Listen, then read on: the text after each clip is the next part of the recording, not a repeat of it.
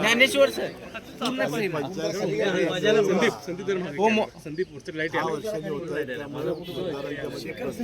हो मोबाईल कुणाचा आहे पुढं मागे जरा दिवस या संधीची वाट पाहत होते.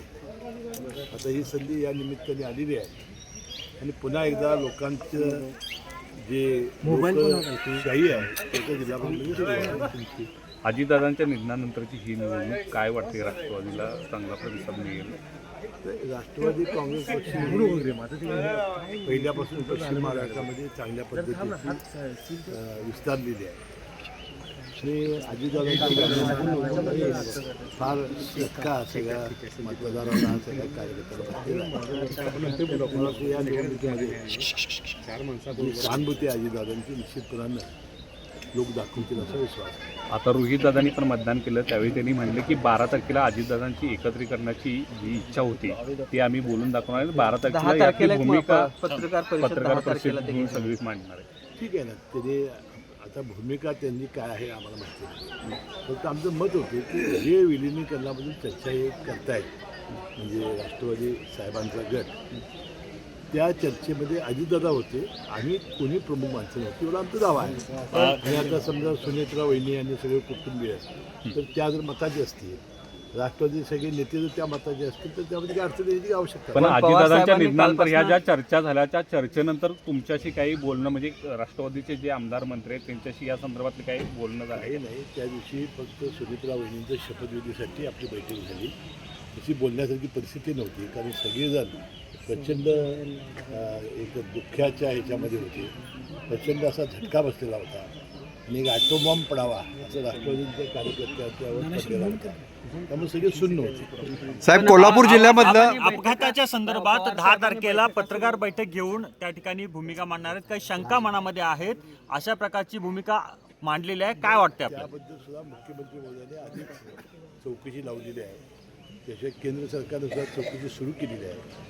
त्यातून जो ब्लॅक बॉक्स सापडलेला आहे त्यामुळे चित्र स्पष्ट होईल. जे अहवाल सादर केले जातात ते अगदीच दाखवायची म्हणून काही दाखवले जात आहेत. जे महत्त्वाचे काहीतरी येणं गरजेचं ते येत नाही असं. आता एक यातला महत्त्वाचा घटना म्हणजे पवार साहेब त्यांनी सांगितलं हे काय अपघात नाही, हे प्युअर ॲक्सिडेंट आहे, अपघात आहे सांगितलं. नाही पण पवार साहेबांनी आता बैठका म्हणजे कौटुंबिक बैठका पवार कुटुंबियांच्या सुरू झालेल्या आहेत कालपासनं. विशेषतः मोठ्या पवार साहेबांनी यामध्ये लक्ष घातल्याचं दिसतं. त्यामध्ये त्यांच्या बैठका त्यांचं सातत्याने कुटुंब हे एकत्रच होतं. दीपावलीच्या वेळेला सुद्धा ते सारखे एकत्र येत होते.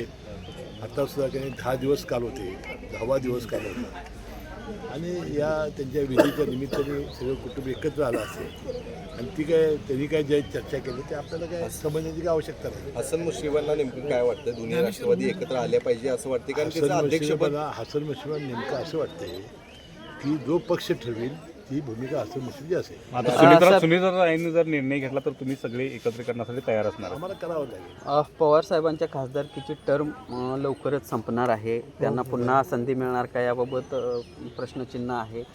संजय राऊतांचं म्हणणं आहे की पवार साहेबांनी ही निवडणूक लढवावी. महाविकास आघाडीकडे पुरेसं संख्याबळ आहे. महाविकास आघाडीचा प्रश्न आहे की काय करावं. कारण संजय राऊतांचं ऐकलं की पवार साहेबांना राज्यसभेत पाठवणार आहे. त्यावरून मी संजय राऊतांचं मनपूर्वक अभिनंदन करतो. नाही, अजितदादांच्या एकूणच या सगळ्या अपघाती मृत्यूबळी खरं तर तुमच्याच पक्षाचे काही आमदार आहेत ते प्रश्नचिन्ह उपस्थित करत आहेत आणि इकडे बजरंग सोनवणे उच्चस्तरीय चौकशी सध्या सुरू आहे. सांगितलं ना, बजरंग सोनवणे हे पवार साहेबांच्या गटाचे खासदार आहेत, ते राष्ट्रवादीचे नाही.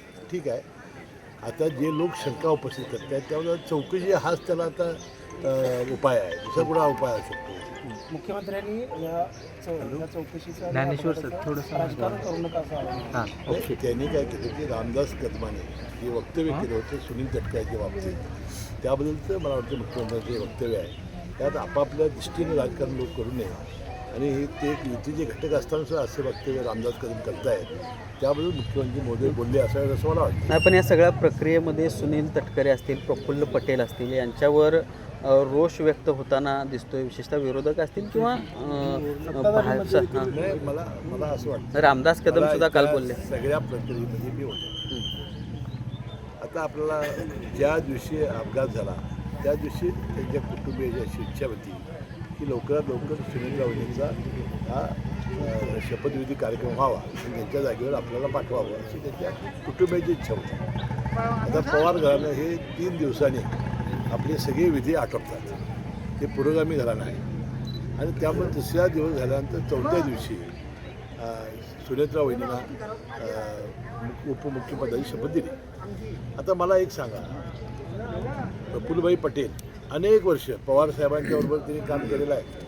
ते कार्याध्यक्ष म्हणून अनेक वर्ष राष्ट्रवादीचे काम करत आहेत आणि सुनील तटकरे हे साहेब हे प्रदेशाध्यक्ष आहेत. मग आता मला सांगा, दादांच्या अचानक जाण्यानं ही जबाबदारी कोणी मिटिंग कोणी बोलवायची? मिटिंग कोणी बोलवायची तुम्ही सांगा ना. पण ही जर विधिमंडळाची मिटिंग आहे तर कोणी बोलवायची, कोणी ते सांगा ना.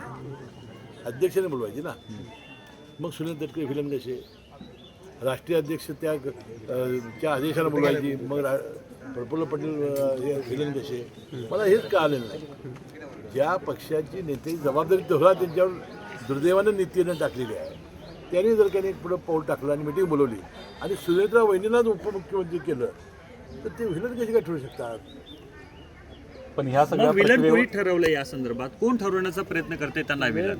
तर मला माहिती नाही, ते तुम्हीच आता बोलल्यावर कळालं मला. संजय राऊत या सगळ्या प्रकरणावरती वारंवार तुमच्यावरती सगळ्या तुमच्या पक्षावरती टीका करताना पाहिलं. त्यात राष्ट्रवादी हा भाजपचा गुलाम झाला. राष्ट्रवादी काँग्रेस पक्ष हा आमचा वेगळा पक्ष आहे. आता यांनी कुणी लुडबुड करण्याची आवश्यकता नाही. आता तो निर्णय घेण्याची समर्थ सुनेत्रा वहिनी आणि आमचा राष्ट्रवादी काँग्रेस पक्ष आहे. त्याच्यात आता ही लुडबुड का करतायत आणि विनाकारण आमच्या दुःखाच्या प्रसंगामध्ये आम्ही सगळे दुःख शोक सागरात बुडायला असताना ही मंडळी का डिवचत आहेत ही शंका मलाही आहे. मतदार यादीमध्ये समन्वय- अजूनही कायम आहे. शहरातल्या मतदारांचं आता नावं काही जिल्हा देखील परिषद नावं पंचायत समितीच्या पाहायला मिळतात. मतदार यादीत पाहायला मिळत आहेत. अगदी दुबार मतदारांची संख्या देखील वाढल्याची दिसते. आता दुबार मतदानाच्या वेळेला त्यावेळेला निवडणूक आयोगाने स्पष्ट आदेश दिले होते, ज्यांची दुबार नावं असतील त्यासमोर द्या आणि ज्यांच्या लिहून घ्या. मी इथं मतदान करणार दुसरीकडे करणार नाही असे जे जे करतील त्याच्यावर त्यांनी ताबडतोब कारवाई करावी.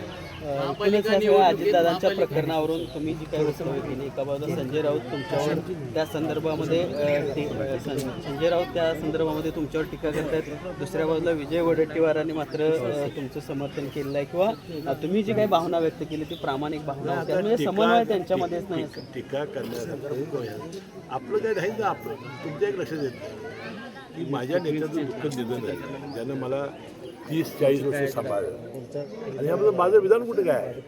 संजय राऊत कशाबद्दल टीका करतात मला काय समजलं नाही. मी वक्तव्य केलं होतं की जे घडलंय ते मी बोललो होतो. आता ती गोष्ट त्यांना का लागावी हे मला काय कळलं. वडेट्टीवारांचा मी मनपूर्वक आभारी आहे की त्यांनी याबद्दलच्या माझ्याबद्दलच्या भावना ज्या चांगल्या व्यक्त केल्या त्याबद्दल.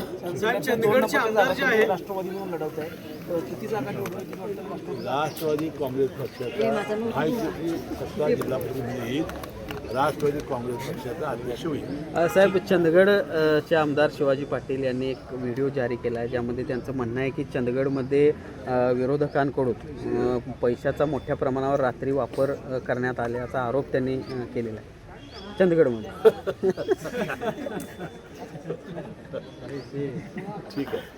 तुमचं हे नाही, पण हास्य काय एका- सांगते नेमकं?